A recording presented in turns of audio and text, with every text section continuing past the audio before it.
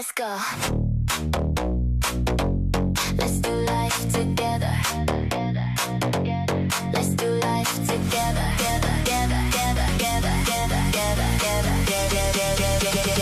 Her pod. Hello, beautiful people, and welcome back to this week's episode of Her Pod. I'm your host, Lexi McDonald, and I am not even going to pretend or lie that I have filmed this episode and I filmed the whole thing and the mic wasn't on. You're joking. So if I'm not as excited about this next week's episode, it's because I've already told you all these things and I'm doing it again because I love you so much and I actually want you to hear it because I've set up and I've done it and I'm doing it. So I do apologize. So we're just going to pretend that it's not going to happen. I hope you guys have had a good start to your week. As I was saying, I'm not going to keep saying that. Okay, I've put a warning. That's my chance. That's my one chance to say as I was saying, because I know that I was saying this before, but you don't. So we're not gonna play that game because it's not fun for you because you actually didn't hear any of that. I can just insert the clip, but it's just me talking because the mic wasn't working, so you actually can't hear my voice at all. But the start of the last episode that we've just done, I said, I fear I'm on a strict time limit. And now it's even more so because, okay, I'm done. That's it. That's enough whinging. I'm not going to whinge about it again. I am filming this podcast episode in my car, as I do. I love the car. I love filming podcast episodes in the car because the best kind of chats happen in the car and you can't convince me otherwise. Even like recently, I have like one of my best friends has had friends come and stay with us. They're from the UK and they've come and stayed. And we've done a lot of like car time and car chats because we've been traveling around showing them different parts of where we're from and like tourist attractions. And it's been really, really cool. But like a big part of that is like we've covered some ground. Last week, we covered some ground. I think if you start where we were at our lowest point, where we were at the top point, I think it was like 6 hours, 7 hours between the two, and we've kind of done like all these little stops along the way. So we've done a great deal, and it's been really fun.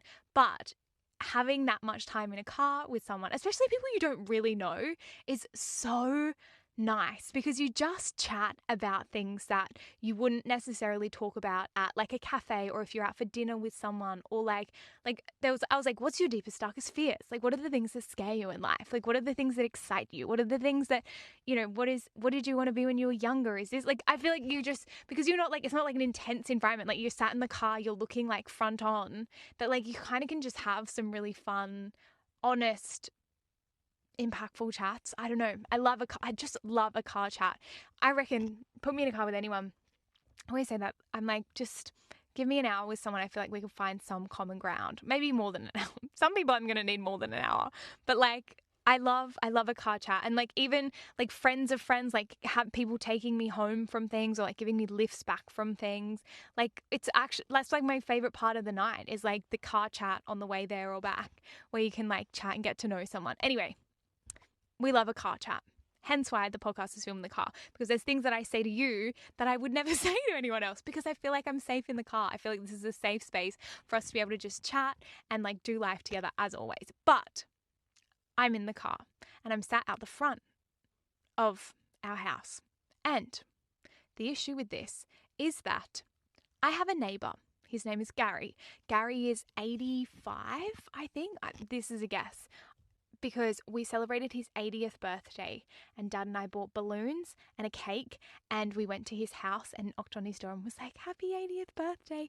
The reason we knew it was his 80th birthday was that was all he could talk about for the months leading up to. He's like, I'll be 80 soon. I'll be 80 soon. I'll be 80 soon. So Dad and I made an effort when he did turn 80 that we went to his house and like made it a thing, which was very sweet. Bless him.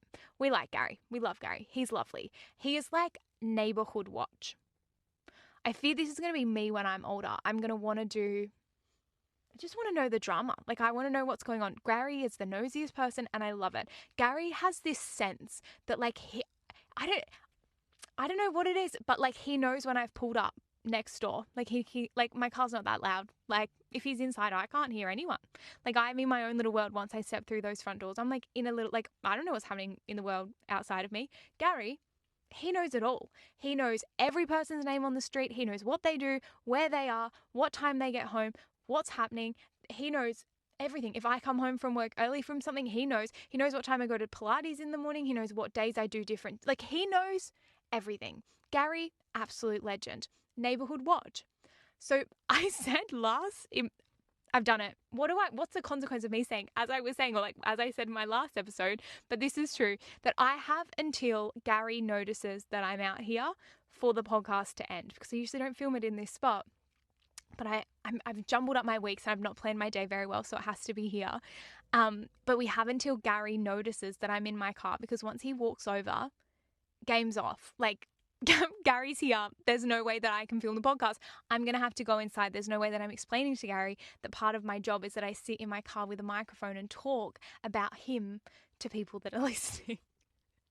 So we have as long as it takes for Gary to do his thing. And now we're approaching lunchtime, which is a scary time because sometimes he goes to the shops and gets fish and chips. I'm saying, like, I don't know Gary knows me, but I clearly know Gary's schedule as well, because he's all like, the other day I walked over to it, he was like out the front. I said, "Where are you going, Gary? What are you doing?" And he said, "Oh, like the neighbor." And when he says neighbor, like 3 streets down have a mandarin tree, and he stopped him and asked him if he could pick mandarins. So he's going to go, he bought a bag with him and he was going to pick mandarins from the neighbors. Like, this is literally my dream life. Like, if that was my only worries in the day, the neighborhood thing, bless him. He knows everything about me.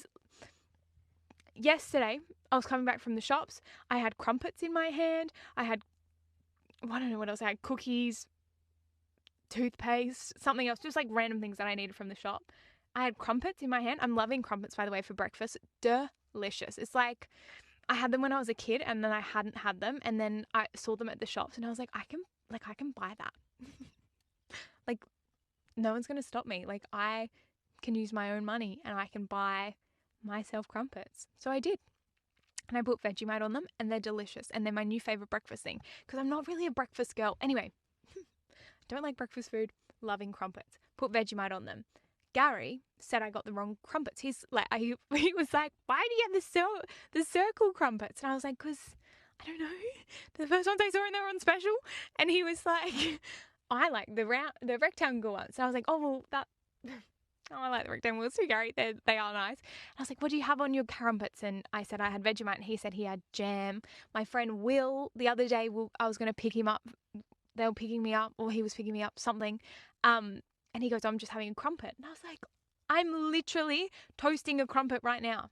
And he had honey on his. Anyway, anyone else? Anyone else have a crumpet? Anyone else? Or is this my own little... Does anyone else have crumpets, or is it just me? Because it probably is. But anyway, I really hope that Gary doesn't come out, because I have a limited amount of time to be filming this episode, because I'm actually pre-filming it, which I feel so organized about doing, because usually I film my Tuesday episodes on the Tuesday and you get a real life. I don't know. I feel like it's trendy and fun, like whatever. But I will be in Melbourne when you're listening to this, which means that I have to film the podcast now. Oh, so I'm really hoping that Gary doesn't come out, because I have a limited time on my hands, because this is my only little slot. And then I'm actually stressing out because I put a tan on. I hate putting a tan on at nighttime and sleeping in it. I know that's the most efficient way of doing it. I know that makes the most sense, because you can have a shower, put your tan on, go to bed, wake up, shower, get ready, go to work, and you like start the day white. Like, you end your day pasty, sleep, beautiful, tanned, wake up flawless. You're not inconveniencing anyone else. You don't even notice it because you're sleeping, right? This makes the most sense. I wish I was that person, but I'm just not. I hate sleeping in a tan. It is so sticky and smelly, and then everything smells, and then you have to wash your sheets, and it's just so annoying.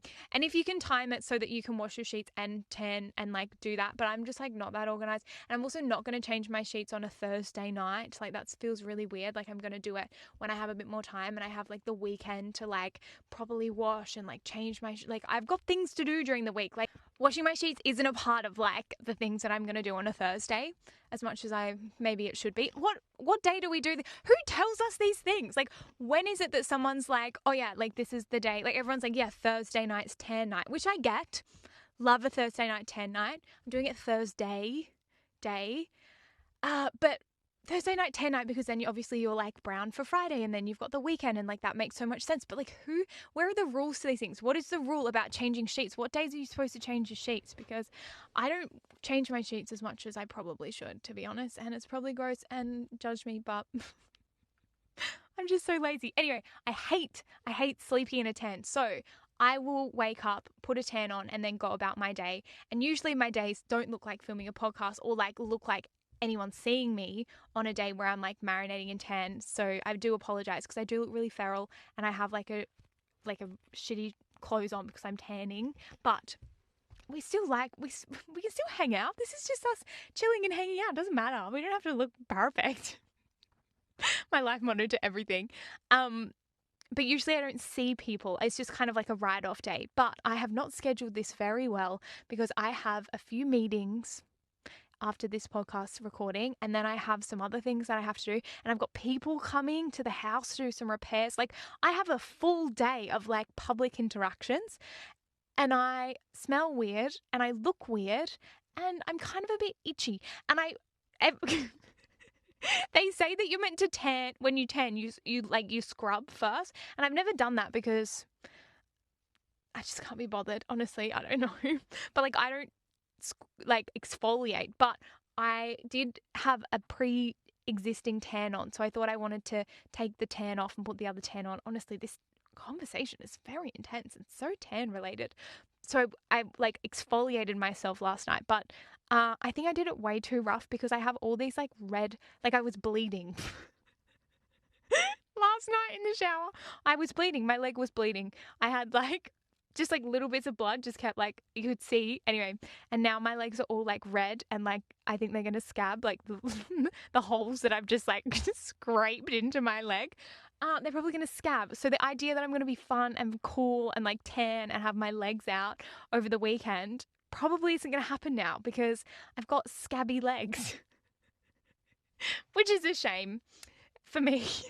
No, to be honest, I'm just gonna keep it going. I'm gonna have it my scabby legs. But anyway, this is so annoying how boring this chat is. What else can we talk about? Okay, things that have been happening. The Dallas Cowgirl cheerleaders. I finally caught up with that. I know that I'm so past. I hate watching things outside of like when everyone else is watching them because I feel like then you're a part of something and you're like, yeah, let's all talk about this, and like you can relate to like everything. Anyway, it doesn't feel as fun when that doesn't happen. But I have been really slow. To be honest, I haven't even finished it.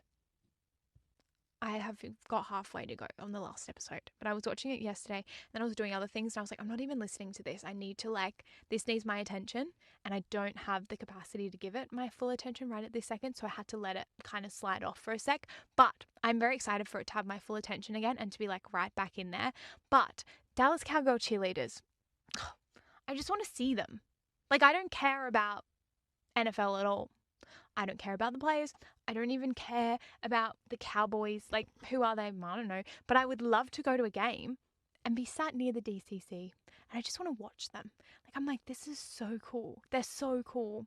I love them. I think it's been really eye-opening for me as well. And I think that what they're doing with this series, as much as I'm like Kelly and Judy, like the things that they're preaching and how judgy and like how intense that environment is, and like they're like, yes ma'am, and like the level of like they can be very disrespectful to the girls, but the girls have to be like, of course ma'am. Like, I don't love that, obviously, but I think they work their fucking asses off, and I think that they're the best of the best. And I think that DCC shows people, I feel like cheerleaders often, maybe, obviously, I don't know.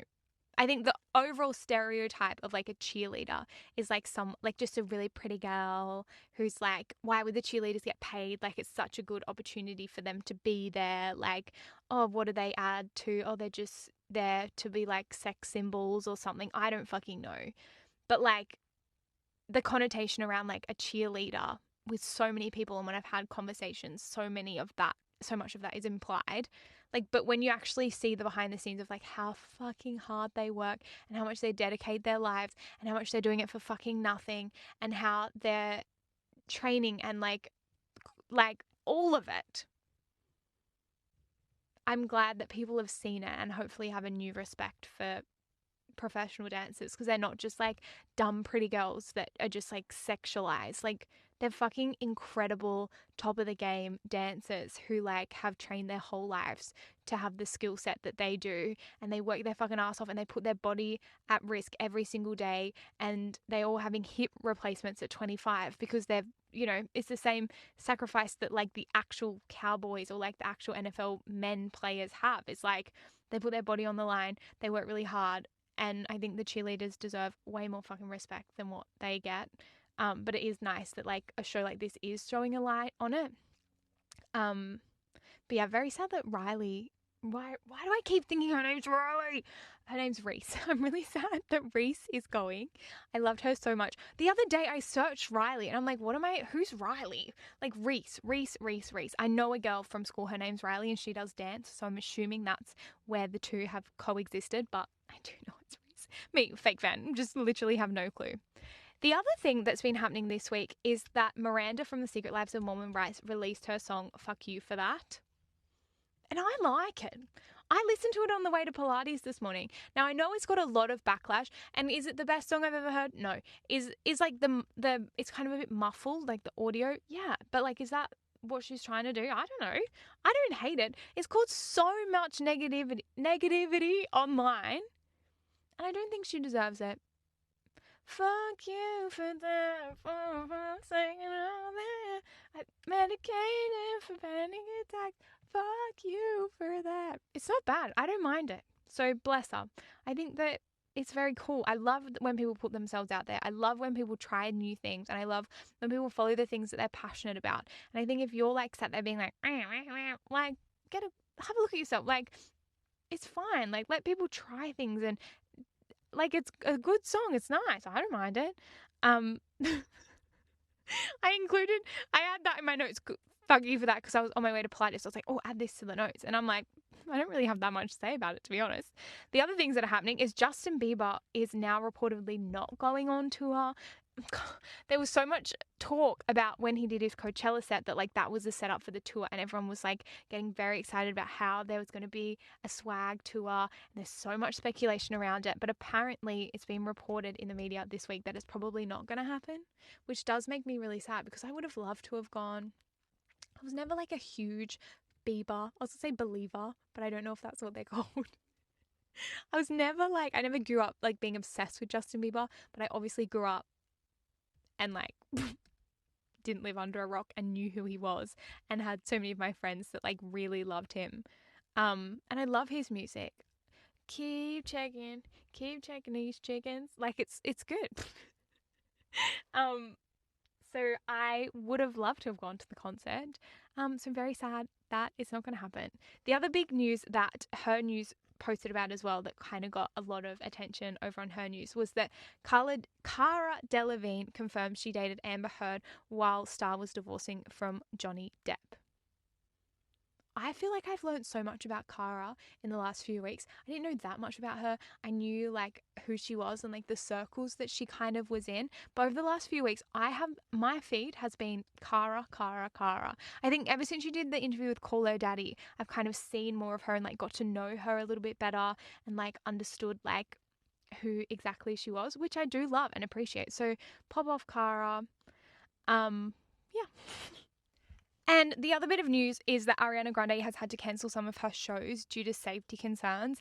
Now, I had so many of you, I kind of like briefly touched on Ariana Grande in last week's episode, and I've had so many of you like reach out and ask for my opinions and what I think about Ariana Grande, because it's obviously such a big topic at the moment, and her body, and I'm in such different mindsets about this, and I think that's why I cut that episode really short on that topic last week, was because there's so much that I could say, but I also don't know what the right thing to say is, because I think the two kind of coexist in my brain, that like, oh my god, there's a massive cat going over to Gary's. Wow, that is a really pretty cat. I've never seen a cat like it. It's literally, I'm kind of scared of it. It's huge. What is it doing? Okay. There's two things that coexist with Ariana. Sorry, I'm so distracted by this cat. It's like the biggest cat I've ever seen. and it's just kind of sat looking at me. Anyway, so this is a very serious topic and I'm getting very distracted. Ariana Grande, I think the two things coexist in my brain that, like, we don't talk about women's bodies, and if she's not talking about it, and she's written lyrics in songs, she's written about her body in lyrics in songs about how she doesn't want people to talk about her body and her appearance. And I think that's fucking fair. I know what it's like for people to comment on your body on just like a personal level and like how it changes and how people notice it, and it's just a fucking awful feeling. I hate the idea. I hate the compliment of like, oh, you're looking really thin, or like, oh, you've put, like, just don't comment on people's bodies.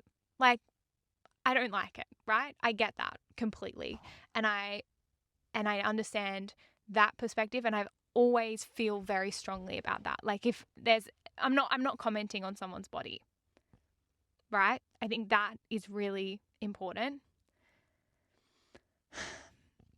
But there's another side of it where, like,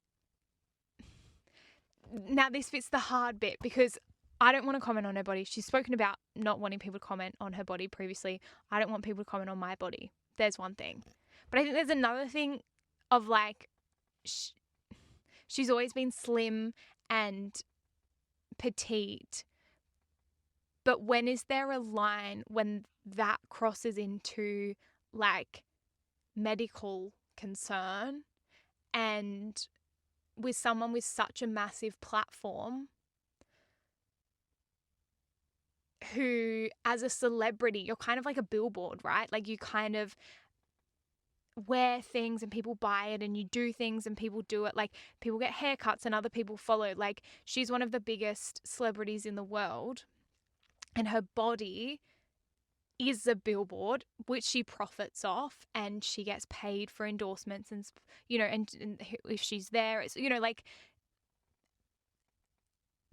and as much as the celebrity world, like, good or bad, how you think of that, like, there's really negative parts of being a celebrity and there's some positive parts, but she is a billboard, and she is advertised, you know, like, she is in the public eye, and how she dresses and what she wears and her weight is influencing millions of people that are watching her.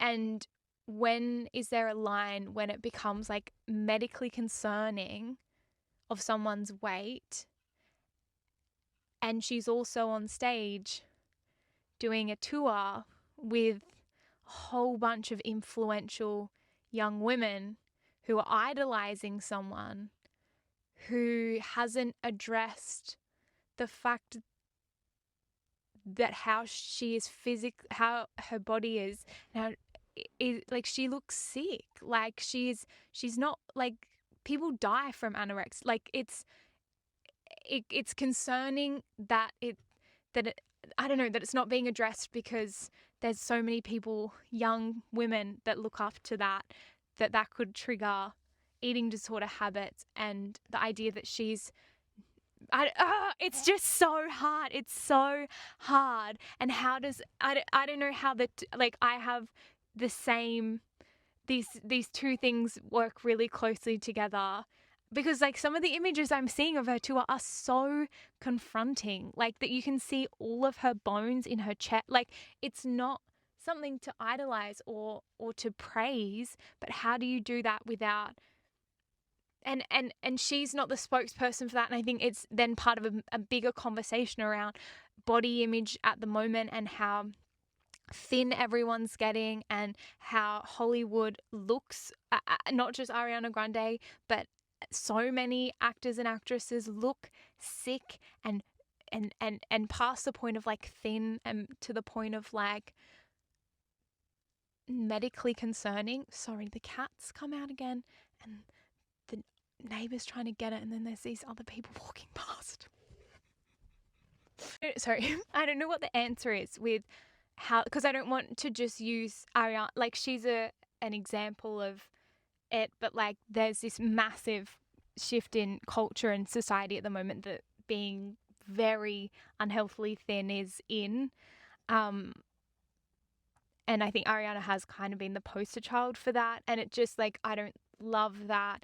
And I don't know, it's so tricky because I want like people to be able to comment on their own bodies. And like Taylor Swift with her Miss Americana documentary, she spoke years later at the fact that in her early career that there were definitely moments that she suffered with disordered eating habits, and she was able to speak about it in her own time and in her own way.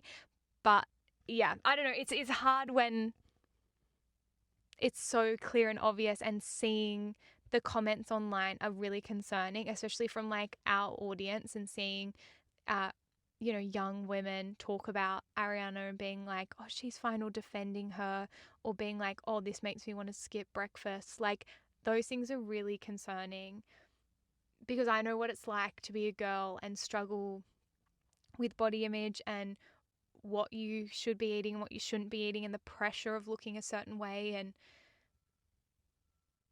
yeah, it's scary. Like, it's properly scary. And I think Ariana Grande is an incredible person, and she's been through so much in her life. But I feel like there is a responsibility as a society to talk about the fact that that's not a healthy body, and that that's actually not good. Because if we're just pretending it doesn't exist, and not just Ariana, but society as a whole, and all of Hollywood, and how thin and skinny and sick people are starting to look, I think it's important to talk about it. Because if we don't, and we just go, oh, well, she's not talking about it, so we're not going to talk about it, I think that's really dangerous. I don't know. I hope I haven't offended anyone. I don't know if I've said the right thing, but if you are struggling with any form of your relationship with your food, or eating disorders, or disordered eating, there is help available. The Butterfly Foundation is incredible in Australia. I'll link some resources in the show notes as well, because you don't have to do it alone. And I think it is a lot more common than what we realize. Let's do life together. Let's do life together. Just a quick break in the episode to talk about something I know you're going to love. If you've ever dreamed of starting your own merch line, side hustle, or creating something totally you, Printify is your secret weapon.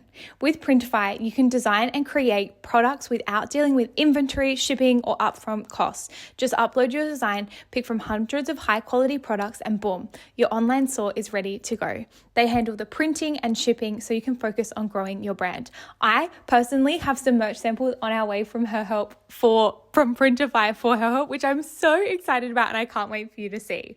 So head over to printify.com and sign up for free to start creating today. That's printify.com, because your idea deserves to break into the world. Now back to the episode. Let's do life together. Let's get on to some dilemmas. I love your dilemmas so much. If you're new, the dilemmas is basically the girls send through some DMs to me, and we read them out together, and we can assess it together. So, Dilemma 1. I'm in a bit of a tricky situation at the moment with my partner. We are long distance and have been for 3 months. We are lucky with both of our rosters that we are almost on a full week a month together. We are together in person or even on the phone. I'm absolutely smitten with him. However, I have recently been struggling with when we are apart. Due to the nature of his work, he works and has no reception for 12 to 13 hours a day. He works underground and a mixture of day shift and night shift. I'm struggling with the night shift week, as we maybe send 10 texts a day on this week, and just makes me feel really disconnected. He doesn't seem to struggle with it as much. However, I'm constantly trying to keep the flame alive through sending nice paragraphs, sexy photos for him to get after work. And of course he isn't struggling with everything that I'm doing. I've mentioned it to him a few times, and he says it's going to put in a bit more effort to the little things. However, I have little effort being made, and I'm the one initiating phone calls, etc. Sorry if you're new here, I also can't read to save my life. I'm feeling really unfulfilled, but don't exactly want to leave him. I'm just not sure where to go next from here. He seems to not like talking about it when I bring it up. The effort just seems to be dropped drastically, but I also I'm quite an anxious person. I feel like I'm asking for the occasional thoughtful message or quick phone call every second night isn't asking for the world. Any tips, Lex? Ooh, okay. Firstly, I relate to this. I used to date someone who would work underground for 12 to 13 hours a day, which meant that there was no room for communication. And then obviously when a partner is working a 12 or 13-hour day, they come home or to your house where you live together, but there was times where we were doing long distance and there was times where we were living together, but either, where they come home from work and they're tired. What a surprise, because they've been working such a long day. So then they kind of come home, have a shower and kind of go straight to bed. And that is hard. Like, I get that. Like, I've had my issues with that as well, and it's not a him issue, or it's not me judging the connection, but being like, oh, like, I'd love to tell you about my week. Like, there's been some things happening. I would have liked to have told you about what's happening in my world, but I get that you're not around. So I just want to validate that, like, that like shift work is very hard, and like dating someone, or even for yourself, like being an actual shift worker, like that's hard. Like, it's a hard lifestyle and it's a hard adjustment. I also know what it's like to be kind of anxiously attached to someone and kind of be in a codependent relationship, and like, kind of, not that I'm saying that you are, but kind of being in that spiral of like that person is your whole world. It doesn't sound like your partner's doing anything wrong. Like, I know what it's like to be on that side of things, but like, that's their job. Like, that's what they do, and they can't help that they're underground. And I'm sure if they weren't, they would love to have been talking to you.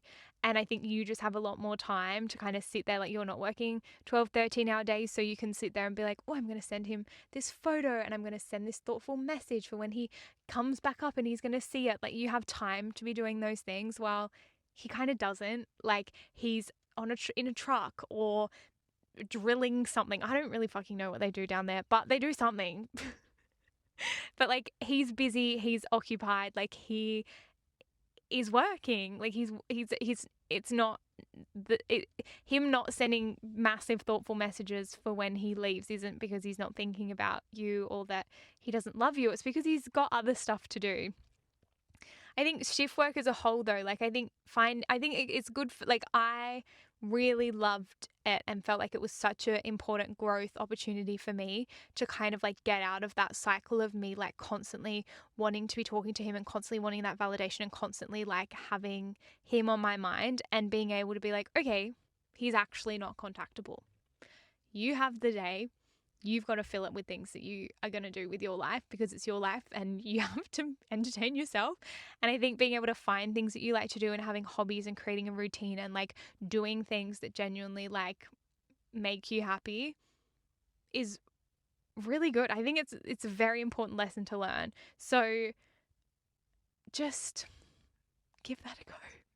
Sorry, this is bringing back so many memories. I'm sat here silently being like, fucking hell, I remember this stage of my life. I remember being in this situation. I remember this.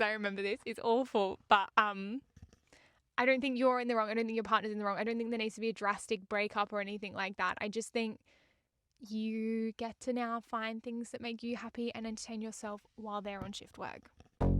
Let's do life together. Dilemma 2.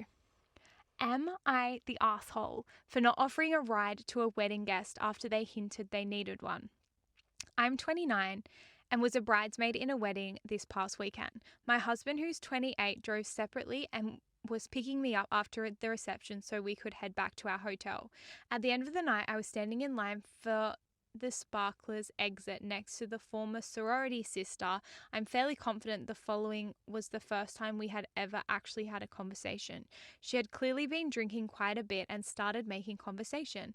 At one point, she started complaining about some of the bride's guest choices and bringing up old college drama, preempting to the bride those guests, which already made me feel a little bit uncomfortable, since we were literally standing there waiting for the couple's send-off.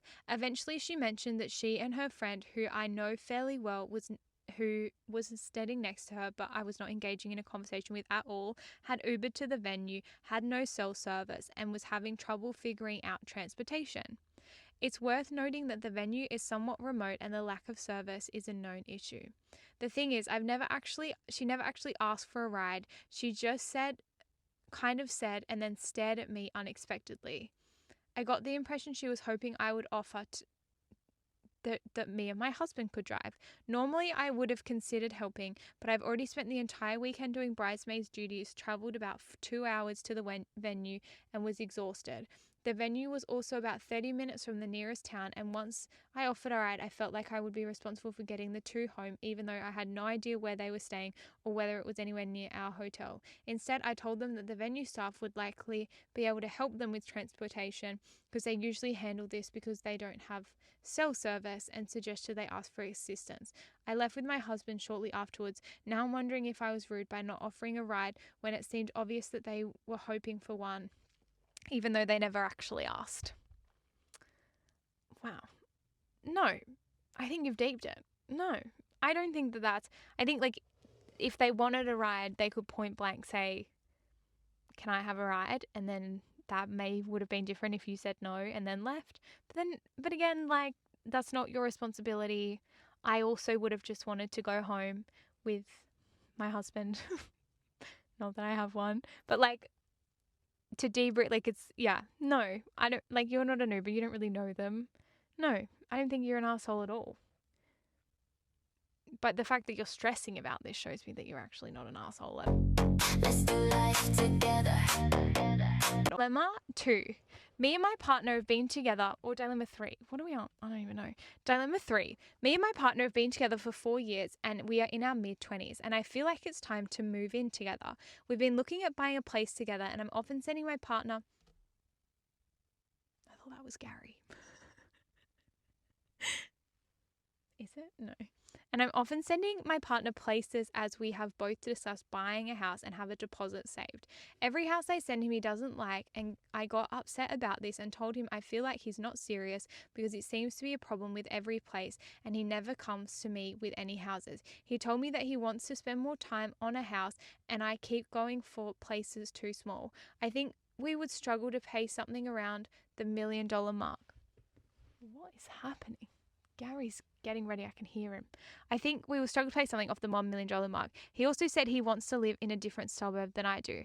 I really want to be close as possible to my family, especially because it's a year he's going to have to work away, so I'll be there on my own a lot. The suburbs I like are non-negotiable for me, and I don't feel like I should have to live in a suburb that I don't like. He also mentioned that we're never going to agree on a wedding because he wants to invite 100 people and spend quite a bit of money, whereabouts I want something small and low-key, and I'm not fancy, and I don't want to try. Can we even move forward from this? I know relationships are about compromise, but I don't think I actually want to compromise on where I live, what kind of debt I'm going to getting into on my wedding day. We have a great relationship otherwise. It's just big ticket items that really clash. Ooh, this is really hard because you're right. I don't think that like if you're like, this is where I want to live, like there's no need to compromise on this. I also think that like I almost think it's worth, if you haven't moved out together yet. Me and my partner have been together for 4 years and in our mid-20s and feel it's time for us to move in together. My personal opinion is that I would rent somewhere together first. I wouldn't be putting all of your life savings and all of this debt into a relationship that you're not 100% set on and there's some concerns with, even though he's great and you guys get along. I think that that is a very risky, scary thing to do, to not know what you're going to be like living together, especially when there's a little bit of tension here already. Like my mum has always said to me, like, live with someone before you marry them, because they're going to be a different person. And I didn't really understand what that meant. Like I remember being with my ex for years and like we dated and he would come and stay with us all the time. Like he would live with me for like a week at a time. I was like, I know this person like inside and out. Like this is so fun and nice and like we get along very well. And mum was right. Like after like we lived together for a year and had our own little place, and he was someone very different when he got home from work after a long day, and he wasn't dating me and it wasn't exciting. Like I got treated very differently, and you wouldn't know that unless you're like actually there by yourselves and you're actually doing that. Not that I think that that's going to happen here, but like I'm such a big advocate for like, you don't know someone until you live with them and like live with them for a substantial amount of time. and not just like, oh yeah, we've like gone holidays together and we like that. Like, no, like actually being together. I think that you should rent a house in the suburb that you want to first before you commit to this massive big thing, because it'll be really sad if you regret this decision. Let's do life together. Well, guys, we've reached the end of the HerPod episode. I'm so proud of us. Gary didn't even show up. A cat did, the neighbours did, some other people have been walking around, but Gary was nowhere to be seen, which is so good. And the mic's working. We're back on it. I've been in this car for so long. I'm excited to get out of the car and have my meetings and do all the other things that I have to do with my day. But I love you guys so, so much. I'm so grateful that you've made it this far and that you're listening to this. Let me know what you thought of the dilemmas. Let me know if you have different opinions to me than all the other things. I would love to hear them. But as always, I love you guys so, so much, and let's do life together. Bye. Let's do life together.